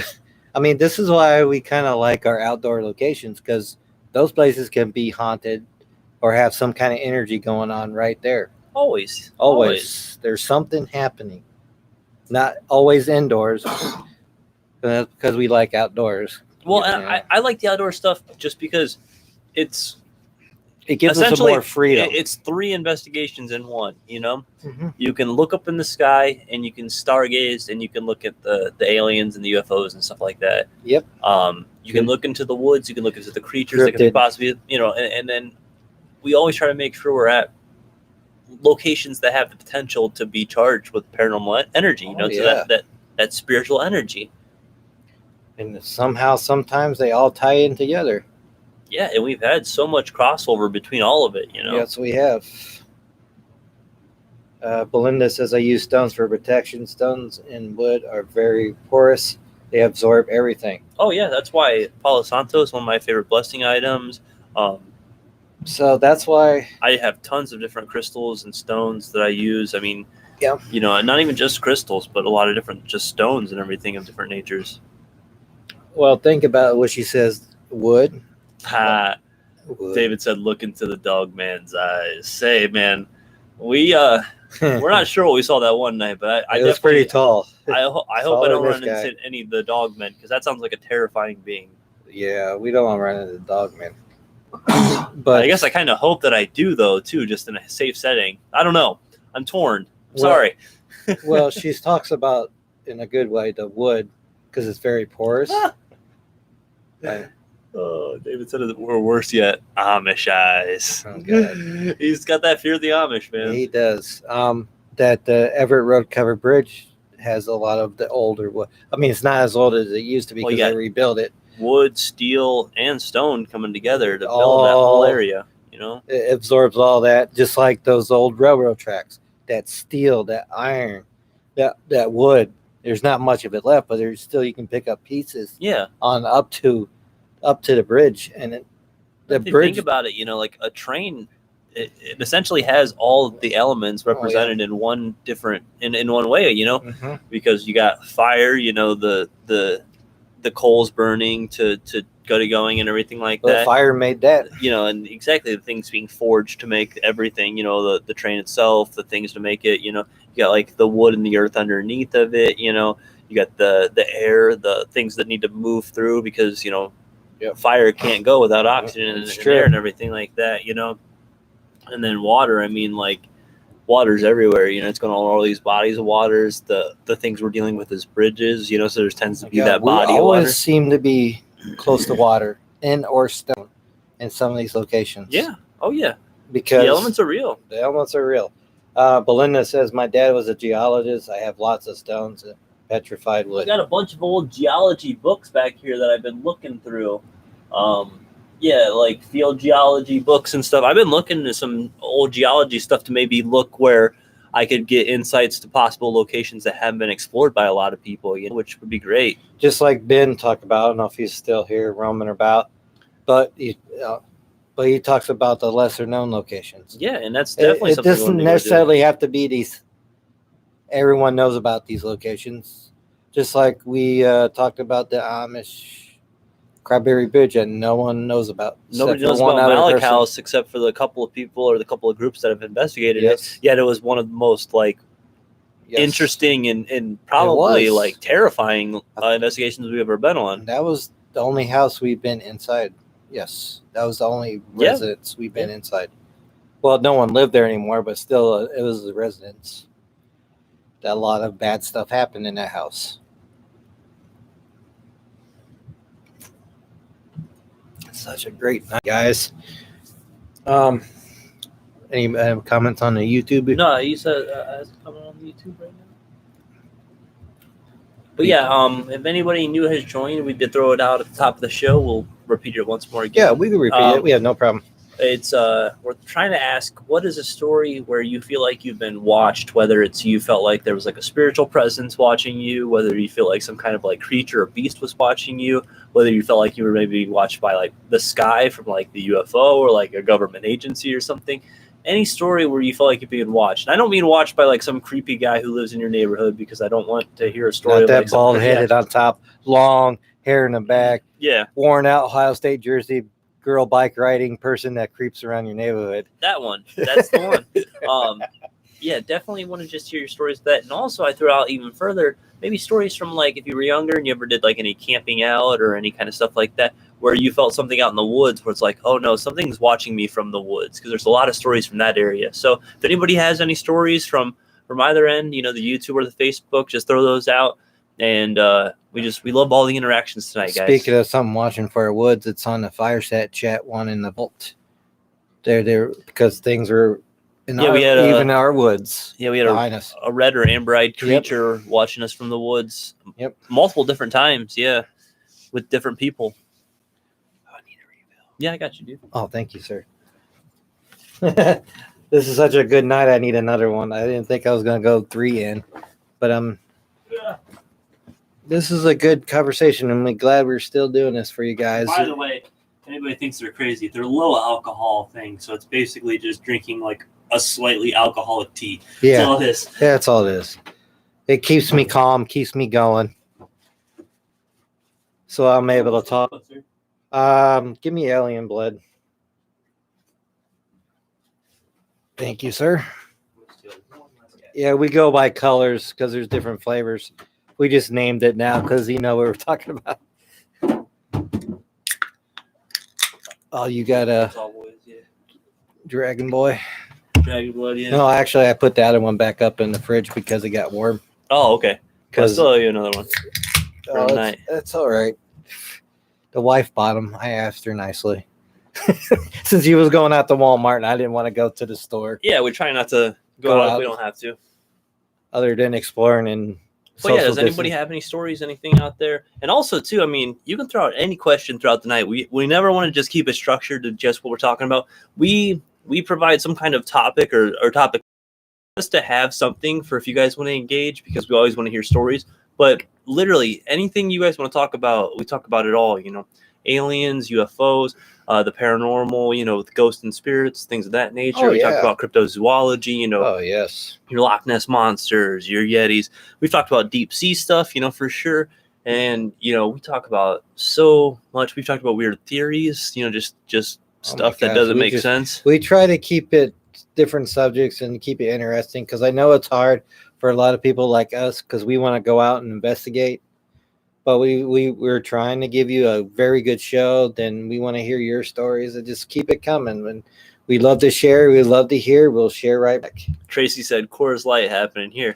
Hey, now, I don't mind Coors Light, but cheers, Tracy. At least it's not Bud Light. Or what's that? Natty Ice. My dad drinks Natty Light, I think. Yeah. I'm sorry. I don't know if it's acquired taste, but that took a long time to acquire that taste. Yeah, I'm not a fan of those ones. I'll stick to IPAs and deciders. Oh yeah, you like your Voodoo Ranger and all that stuff. Yeah, I like my IPAs. But we're going to be doing some more stuff with the studio here soon. We have some new lights and stuff we're going to be working with. Another different something behind there. Yeah, new flags coming in and stuff. So be prepared for some changes on that. We got all the internet bugs and whatnot, technical bugs. We got a lot of technical bugs taken care of this week, and we really hope that the stream's been good for you guys. We've been putting a lot of time and our money into making sure that you guys have a good show with us. Yeah, because we want to make sure that, you can come chat paranormal with us and get a distraction from whatever stresses of the day. Because we don't want nothing like the DJ lag. And we don't want DJ lag to show up. Yeah. We don't want the spinny. No, none of that. None of that spinny. We've been trying to keep a consistent show. And even when we were having some trouble, we tried to provide those mobile shows for you. They weren't our best, but we still tried to chat with you guys and have good conversations, which we did. Oh. You guys were still there. You guys, hung in and we had a lot of good conversations. And Belinda's getting fancy on us. Rum and Coke or Jamaican milk. Yummy. Ooh. Wow. Ooh. Belinda. I think Belinda just flexed on us. Yeah, right there. I know. Feeling a little buzzed over there. You feeling good? I know it takes a while for me to get but it's just the comfort drink. Something to keep us loose and so we're able to talk to you. Yeah, sometimes it's it's funny. We can go into haunted locations with 0 to no jitters, but sometimes talking on the show with you guys sometimes makes us more nervous than any haunted locations. Now I think about it, we haven't done a show, and it was last week with the mobile edition, that neither of us drank. Yeah, we have. We've done 2 shows, I think. 2 shows that none of us drank it. It's a little bit different, but, yeah, but not that much. But our personalities still come out. Well, and just it's not like we drink every day. It's just that we happen to have a couple of drinks on show day, for sure. On show day, I save it for show day. When it's show day, I actually save it for when we're talking to you, because I literally didn't touch one until we came out down here tonight. You know? The same here. I didn't want to. So we behave. We're all right with that stuff. We're all right. All right, guys, come on. Here's some more stories. So let's talk about this real quick. Okay, well, you throw something out there. I'll throw something out there, completely left field. Okay, left field. There's a lot of stories of on the sea, things watching from the sea, so creatures watching ships from below, or creatures coming to the surface and following ships and trying to get some kind of thing. So let's think of imagine your worst horror story of being on a small vessel, a large vessel, and seeing a creature creeping up behind you and everything. I mean, there'd be a lot of scary stories on that. Could you imagine? Okay, so there was a man, I think it was in the late 1800s, early 1900s, who made a small craft out of easy to use materials and stuff, and was able to sure wasn't Flex Seal for on TV. Yeah, it was actually the Flex Seal guy with the screen door as a boat years ago. Yeah, he. I'm teasing. Go ahead. He made us a simple vessel, and he was actually able to cross the sea with it, proving that it was potential. There was potential for more ancient civilizations to be able to have like met and to have interacted. Cross. Maybe leading to some of the things like why the pyramids and why certain culture is the same, and like Aztec stuff with like Egyptian stuff with like Native American stuff. Like all the different things that tend to overlap. It's like, what's over here? Yeah. Let's go invest. Let's go share. And there's always the Leif Erikson stuff. Where like they say he was actually the first one who stepped in on Earth and stuff. So it's interesting to see those kind of stories. I like those Viking lores because most of that came over to Iceland where I was a young lad, as I will say now. Yeah. Since we got influence from the UK, that there was a lot of that Viking lore, that Norse lore that was brought over to Iceland, and it is very amazing. And I even remember some of it as a kid because I thought it was fascinating. I know I was a kid at the time. God, I was only in elementary school, but it was just a different culture to absorb and look. And it's like, wow, this is totally different from being over in the States. It's like being over in Norway and Sweden, pretty much. Same thing. Joe's doubting the Flex Seal boat. The Flex Seal boat would work, okay? He shows on TV. You gotta look at those infomercials. You gotta watch that stuff. That's real life. That's how it works exactly perfectly. Okay, Joe, come on. I forget the guy's name, but he does the Flex Seal, all that stuff. Yeah. Belinda says every time I go to Jamaica, I bring it back since you can't get it in the States. Billy Mays is gonna come back from the grave and like bitch slap the Flex Seal guy. You're stealing my style, bro. Yeah.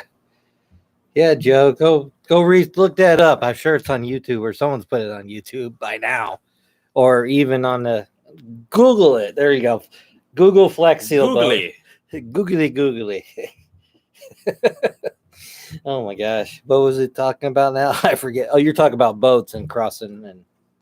Yeah, so like, just could you imagine like the creatures, the spirits and stuff, from all the sunken ships and everything underneath the water. All the things that they probably, if there were aliens and UFOs, I bet you they would still like show up and look at like boats floating on the water too. So could you imagine being on like an old pirate ship and like a UFO or flying saucers like following your boat around? It'd be ridiculous.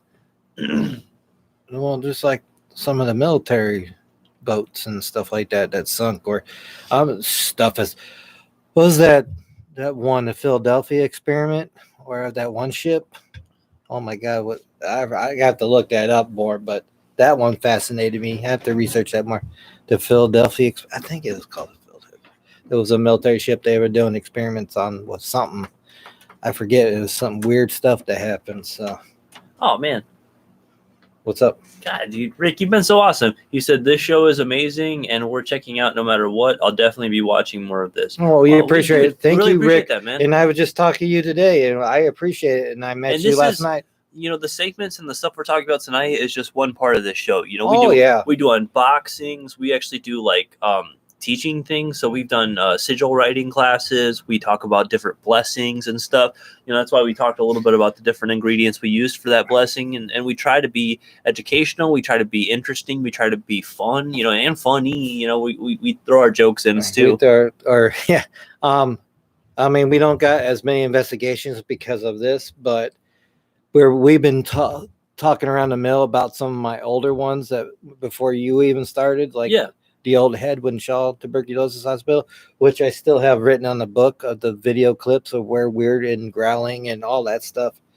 We've been throwing around the mill to bringing back older stuff on the YouTube. Yep.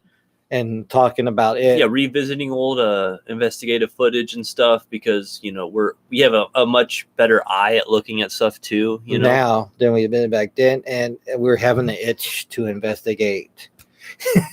We really are. That's why we do this show, because it's not like investigation, but we like to share all that stuff and share your stories and our stories. There's so much out there that we want to know we can share with you guys in the world. Belinda said yes, Philadelphia experiment. She's Philadelphia experiment. Okay. Well, so I was right. Okay. I think I said it right. I don't remember. Might be the T talking now, but no, I ain't that and drunk. we always try to be real, that's why you see such a difference and a flow in our show, because it's always organic. It's always fun. It's always what we want to be talking about that night, so it really, it's like I'd say the best way to look at it is when you look at like a couple of kids in elementary school when they first become friends, and they're talking about all the things they're interested in, and they're starting to realize like, oh wait, we're interested in a lot of the same things. But then they start showing each other different elements of those same things, or they start introducing them to the things that they like because they're interested in so many similar things. That's how him and I have come together on our paranormal team. It's like at first, he was very strictly on just like the ghosts and the things like that. Whereas I was loved ghosts and stuff, but like I was even more so because of the stuff that happened in the past. Yeah. But I was like more so on the aliens and stuff like that. Yes. And some of that at the time. And like I was still really heavy in cryptozoology and like the monsters and stuff like that. And then all of a sudden we melded, and now we've entered this point where we look at it all and we want to see so much of all that different stuff. So we do. And we appreciate how much because you guys introduce us to new ideas too, because when we're talking and then you answer a question or you throw out an idea, it's so much fun. It sparks. So much of you guys have sparked our memories. And if we can't give you a truthful answer, we don't mill around it. We'll say we'll get back to you, or we'll share it later on the Facebook I'm not going to page. be like, oh yeah, I know what I'm talking about. Like, no, we don't need to do that. We want to make sure you guys are getting a good, fun show, but an authentic show. And that's why we share stuff later that we don't really know, or we'll go back during the next morning or afternoon, and it's like, oh, okay, we'll share it. I would put my stimulus check down on it, saying that I bet we could go through some of that old investigation stuff and probably find a piece of evidence we have missed. Yes, we have, because remember, I was looking through the old Lima tuberculosis hospital, and I heard a certain guitar string go bing. And this building is emptied out by now. This Lima tuberculosis hospital, there's nothing left. Who's playing a guitar in the middle of a tuberculosis hospital? It's got nothing. And I've heard more noises by going back. More unexplained by going back to our older videos. Because some of it, we sparked the interest of starting a YouTube, but the YouTube didn't come for like a year ago. Oh, good night, Ann. Good night, Ann. Thank you for joining us tonight. So yeah, I'm glad you're out there working and everything. Yes, thank you. Keep safe out there. Thank you. But yeah, we have to go back. Some of them, and it's like investigate, or maybe we're able to go out to that location again. Some of them no, but some of them maybe. And reinvestigate, but it's harder. It gets harder and harder to do at certain locations now because of what I've done in the past. And I apologize. We were green. I'm going to put that out there. We were green. We wanted to get in the location to investigate. We go in there without asking. Yep. Now, and we paid the price. Now we ask permission. If you're going to go in the location and you can't get permission, if you can, go on the outside of it, investigate. I'm sure spirits can still talk to you on the outside of the location. Yeah. Just ask permission now, and that's what we do. And we like our outdoor locations, but we like our lesser known locations because they interest us. We want to give you something new that no one else has saturated over time. We do want to go to some of these bigger locations. Yeah, that'll be fun and cool. We want to. That's on my bucket list. Yeah. But we want to make sure we cover Ohio in entirety. We try. Anyway. But anyway, if you have anything to say, sir, go ahead. I've been babbling for a bit. No, you're good, dude. I'm glad you're babbling a lot. Let's throw it out one last time for the night. We threw the question out at the top of the hour. Mm-hmm. But if anybody has any stories of feeling like somebody was watching them or something was watching them, some kind of spirit, maybe some kind of creature, anything of that nature. If you've ever felt like maybe some kind of like UFOs were following you or your vehicle.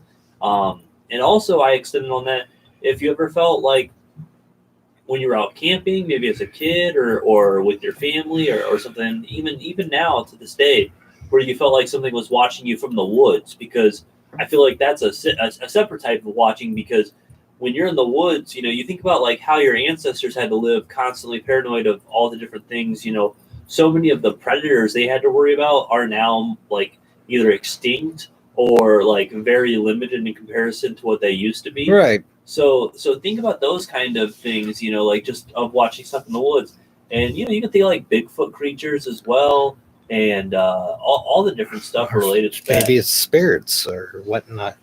I mean, you think about when you bring camping into it, because we did as a kid when our all family was still, alive, that we did a lot of going out. We did a lot of camping, and it was a lot of weird stuff going on after late hours, and not just from our uncles and aunts and our parents.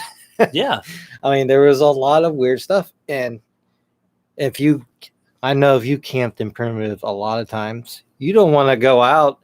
It's like, your parents say, hey, go out. If you want to go pee, go out in the edge of the woods. No, I don't want to go out the edge of the woods. Something might grab me. Yeah. So that makes sense because, like you said, or what David said, the Bigfoot is like a protector of everything, of the woods, of the forest. It could be the dog man, could be the Bigfoot out there. I don't know how far the dog man and Bigfoot go, but I'm pretty sure. I know Indiana, some of it's flat except for southern part. But anyway, geez, that makes sense now because everything. See, you spark my memories from camping because I used to camp a lot, and thinking about these things now and why I was such a little scared kid. Hey, what's up, SCPCD on the YouTube? Thanks for checking us out. If you're just checking in, we've been talking a little bit about things like watching you from the shadows, whether it be like spirits or cryptids or aliens, things of that nature. But we've also been asking, what's some story where you feel like you've been being watched by something, or maybe a story from when you were younger, maybe like camping or something like that, where you felt like something was watching you from the woods, because that's always a different feeling. So we've been talking about a lot about stuff. David says there's a lot of sightings in Indiana. And that would make sense. Well, Rick, now. Thanks for sending SCP over here. Thank you, Rick. We appreciate you, man. Nice meeting you again. That makes Dave. You make a lot of sense now because I did a lot of camping back in the younger days up in Indiana, all different kind of areas that were heavily wooded and have water source. Well, yeah, because it's a lot of this Midwest area is like that. Man, you make me spark my memories now. Plenty of areas for things to get lost in. Man, oh man, wow. This is why I miss camping, man. Because I used to do this so much as a kid, and we did it at one time. I don't know if you were around then. When I took a vacation, we went to the campgrounds up there near Canal Fulton up there. That big campground. Yeah, I don't think I was down. No, I don't think I was around. Yeah. That was interesting. Well, there was a Abby concert. and I went camping out at my aunt and uncle's. Oh yeah, that's right. Back, I remember for my birthday. Yeah, Like a couple years, like God, 3-4 years ago. I bought that tent for a reason. That's sitting over there across from our faces. That's a good tent right there. Yeah. That's an instant tent. That's faster than back then. Bam, it's up. It's a nice tent, yeah. Oh, yeah, the thing is, we only used it once. That's what's sad. Well, we're going to have to use it when we go hang out with David. David and Randy. David and Randy, for sure. We're definitely going to have to plan on a weekend this summer, guys. Oh, we want, trust us. After this is all over, we'll be out at house quick. I can't wait, man. It's going to be a really good time. Add deer and you have the perfect recipe. I've had deer. I love venison. Yeah, venison is great. Is my favorite meat.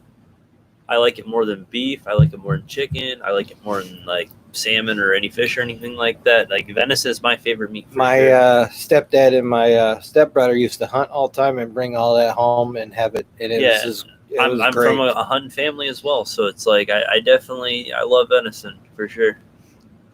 Man, I plan on going out this season and packing our freezer. We need to get back to our roots, like camping and. Well, I can go out and camp and hold my own. And I mean, I've done camping from everything as simple as, just me in a hammock and a backpack to as extreme as like intense RV camping, camping for like a couple of months and stuff like that, So I've done a lot of it. That's the only thing I have not camped in an RV before. Well, like that's something you want if you're going to be out there for a while. That's true. That's like your mobile, like we talked about, we talked about our mobile paranormal van. So we can go out locations, just chill, investigate, and rest. SCP said social distancing. Just remember to shoot them from more than 6 feet away. You got to keep that social distancing for sure. Yeah, this is true. This is very true, guys. Yeah, this has been good, and we're not trying to. We just want to hear any other last stories you want, or just throw something out there, random. Just throw a random thing out there. Fair about that. Just throw it. Anything. We'll talk about any subject, guys. Any questions, any stories, And if you want to remain anonymous, we always say if you want to remain anonymous, just send it to us through the message. Yes. You must just privately. Sorry about that. If you want to send it to bytheburialground@gmail.com too, I can look it up on there and just let me know that you emailed it to us. But it's just bytheburialground, the name of the show, @gmail.com. And I can check that out as well for anybody who wants to tell a story but remain anonymous. Because I know sometimes it's hard to tell your story. It is hard to tell. Put a face to the story. Just that I retold my stepsister's story. It took her. She is very shy. She didn't want to share it first, and it's like you can share it on Messenger. I can share it on my page on live stream. It's like okay. Well, SCPT has asked a question. SCP-TV has asked a question. Okay, go ahead. Bucket list of places to investigate. Not the first time we've had this question, but never going to. We're never not going to answer. I would love to investigate the Alcatraz area. Like the Alcatraz Rock. I know it's been rebuilt up and stuff like that, but that area in itself, just some of the high profile cases that rolled through there. I'd love to see if I'd be able to interact with one of those inmates. And Chris, you've said before yours is international. Well, no, there's two. There's going to be a stateside, and there's going to be international. We'll tell both, yeah. We can tell them both. Mine, of course, is Waverly Hills, like it was mentioned earlier. That place, somehow, I just need to go and investigate that area, and that's probably why I investigated all these old tuberculosis hospitals around here in Ohio. Yeah, and there's been 3 in Ohio.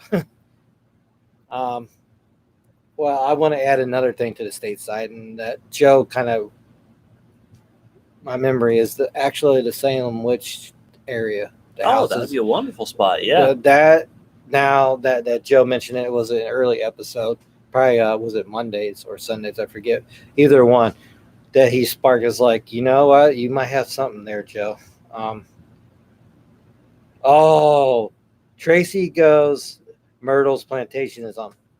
I totally forgot about Myrtle's Plantation. SCP said Amity or Kenmure Castle are my top 2. I know there's a lot of castles I want to investigate over in Ireland. Yeah, and that was one of the ones I knew you threw out for sure. And that was the overseas one across the pond. I'm sure our friends over the UK, I know they're probably sleeping right now. They have joined us for one show, Sean and June. And once this is over, they'd like to show us some locations over there.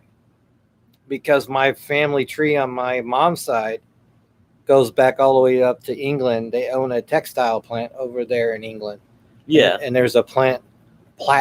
That's the last name of their Platt church over there that is around that area built on the grounds. So of the old textile plant. Okay. And there's still another house up there too that I want to see. There's a lot of stuff I want because I'm trying to thank you to my great aunt for sharing me that information. I even got family crest. I saved on my phone from over there. And Stanton name is actually German, Norway, Sweden. Okay. That's on my dad's side. So I'm a mix of that area right there, up there. Yeah, my name goes back very far from the English side.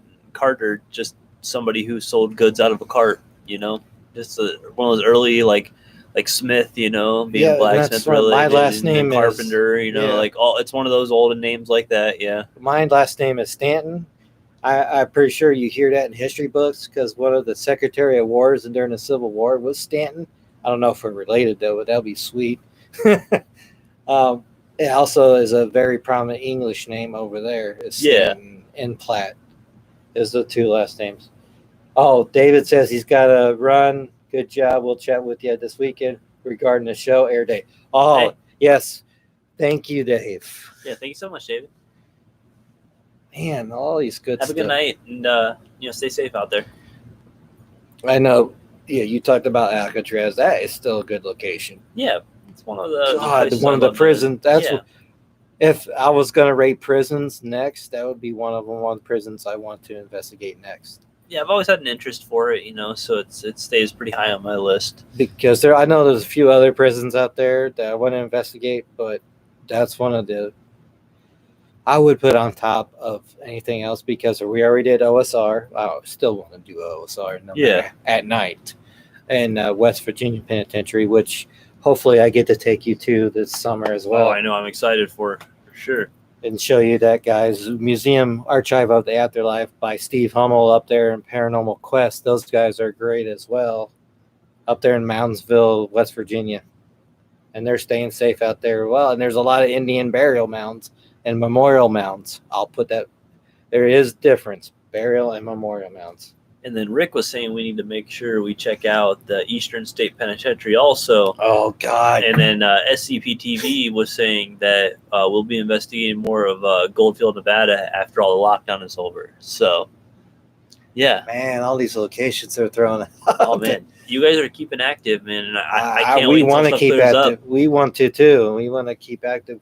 Because we talked about before this fires thing that we wanted to do more investigations. Yeah, and I mean it's we want to cross paths with more investigators too, so we can all combine together and really knock share our knowledge. Well, and knock out locations together to get that better presence. We talked about like Ben and everyone. We talked about having because I know OSR at night can be expensive. Yeah, we need some groups.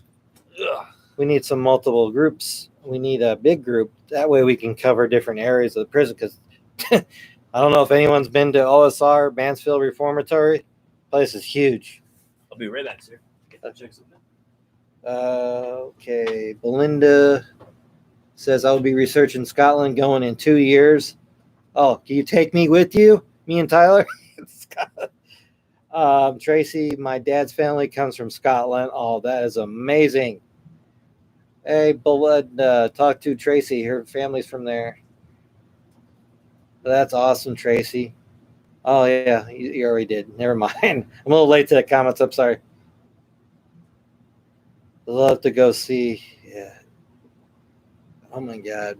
You guys are throwing up so many good locations. I don't know. I'm not still changing.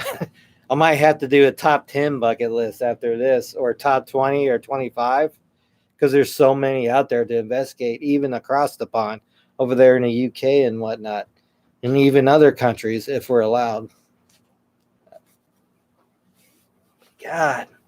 Oh, and I don't know if anybody watches like Amy's Crypt or not, but there's a lot of good locations in Australia as well.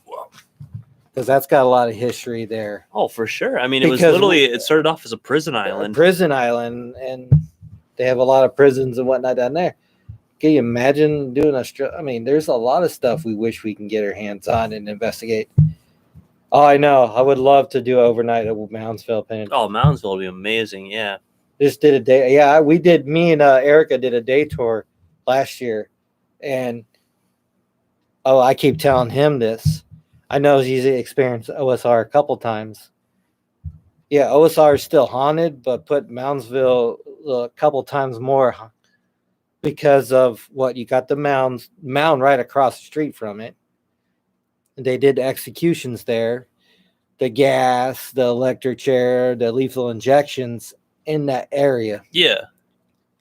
Then you had that major riot, 2 riots on top of that. In that location as well. That'd be a good rap name. 2 riots. 2 riots. I know, right? He's always coming up with the good stuff. I know, Tracy. Trust me. And they were talking about Scotland, and Tracy's family's from Scotland, and Belinda wants to go to Scotland, so they were talking with each other a little bit.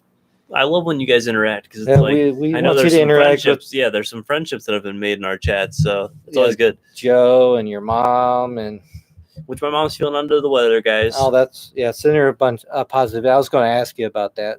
Yeah, if anybody ever sees Hope Hooper in the chat, that's my mom, and she's just not feeling good tonight. That's why she's not with the show. We'll send you out positive energy to her. All the who's still listening, send out some positive energy to his mom, which you will see as Hope Hooper on the chat. Yep.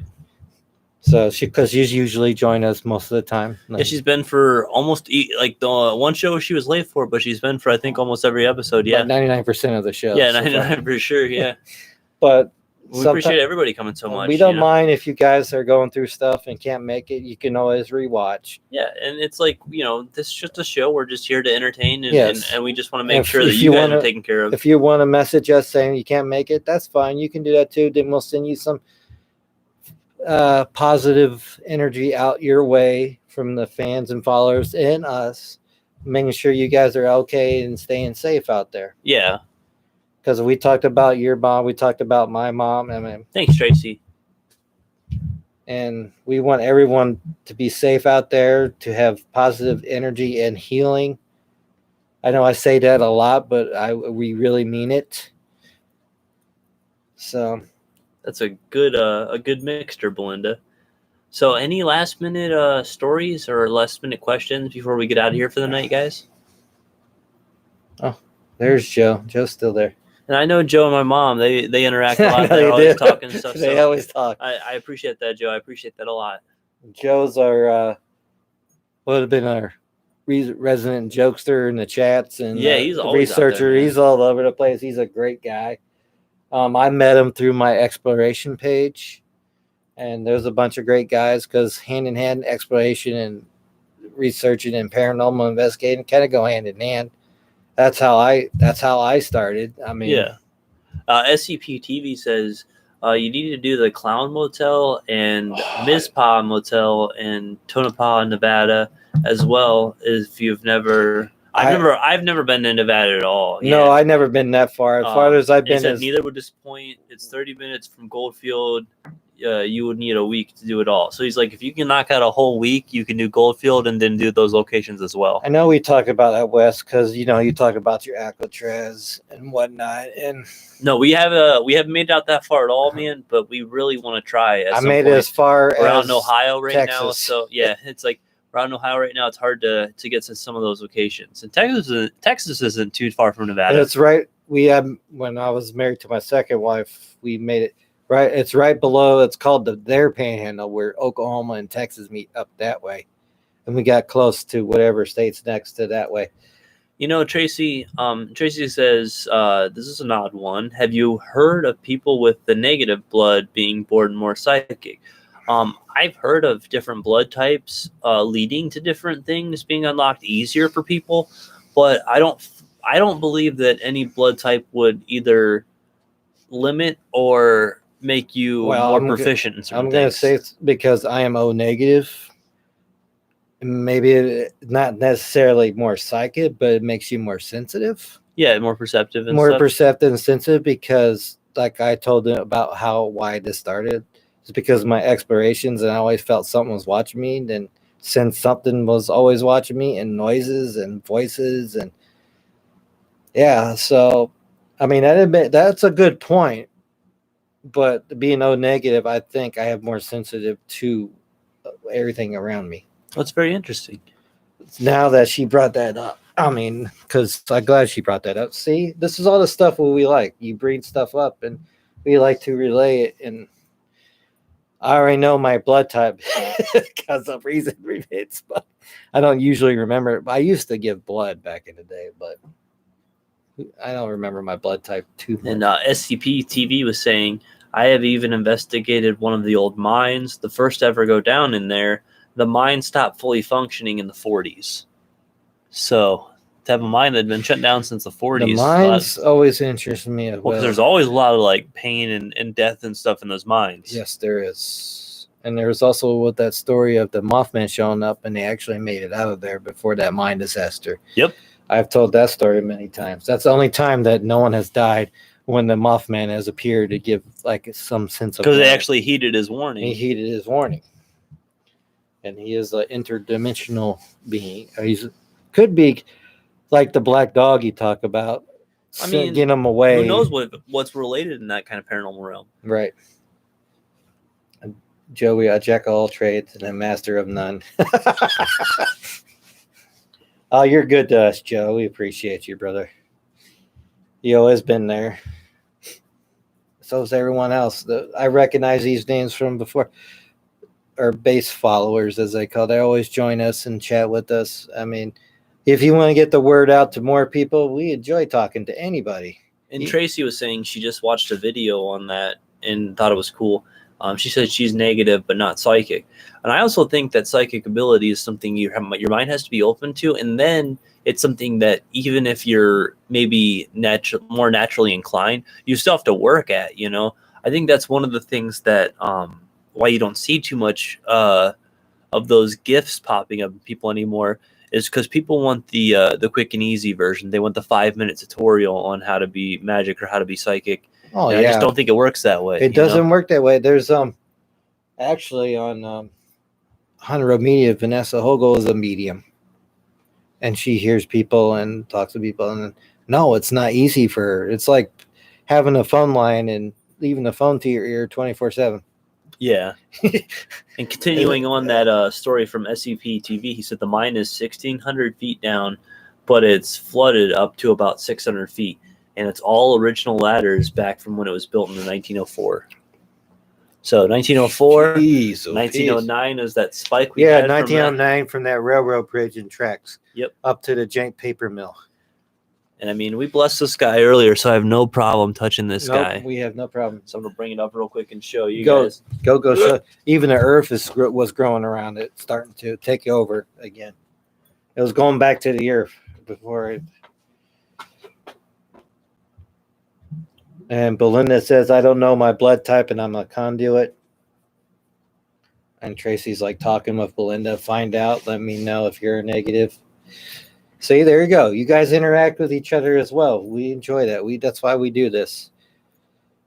Get the word out. We can share with each other. Yeah. You see, it's still a little earthy. It's okay. Yeah. It came from the earth. I came from the earth. We all came from the earth. But she was like, they want the book Ghost Hunting.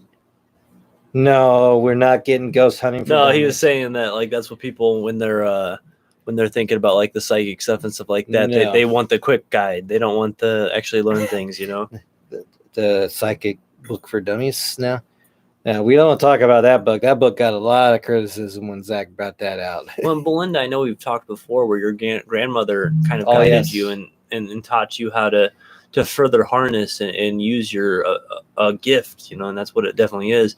When I was first born, maybe I closed it off, but I didn't really have too much going on. But I started to notice some things in my teenage years. And now that I've opened my mind to more things, I definitely noticed more than I ever thought I would. So there you go. It doesn't work that way at all because that's one you just read from Belinda. Thank God my family understands. My great grandma is very gifted. I mean, we've had a little... When we did investigations, sometimes we had some mediums and whatnot come up and they can see stuff that we can't.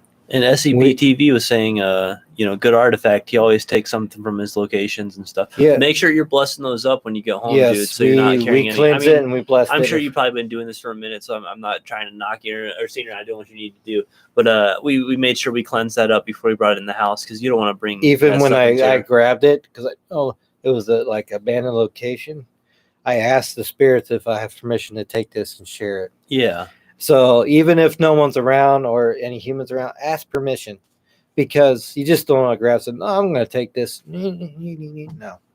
Ask permission, please, and cleanse it. And even like I said, this thing was sitting in my car before we were able to bless it because I did not want to bring it inside here before it was cleansed and blessed. Yeah, and we've cleansed out our vehicles a couple times too. Which we probably need to do that after that was sitting in there. Probably, yeah. We'll get it taken care of. My car gets angry We sometimes. still have some of that same blessing, so we'll be all right. Yep. Oh. All right, guys. Well, I think that's how we're going to close out the night.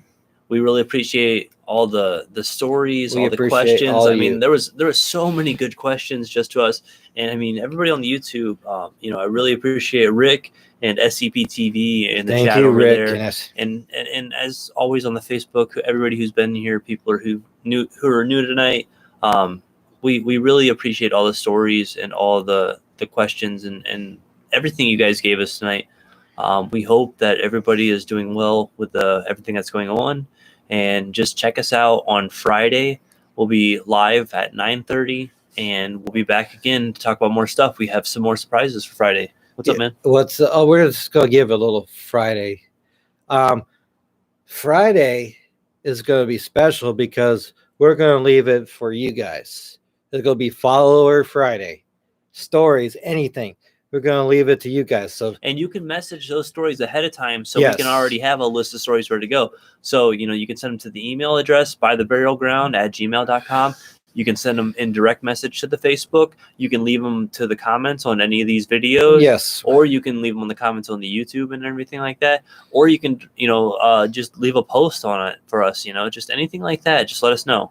Yeah, because we got the website, the YouTube on our Facebook page. And even if there's a phone number on the Facebook page. That's my number. If you just want to even text me your story and be anonymous, I don't mind. Yeah, we'll get it out there for you guys. We'll get it out there for you guys. But thank you so much. We appreciate everybody checking us out. And as always, just keep your mind open and keep checking those corners, Yep. Good night, guys. Good night.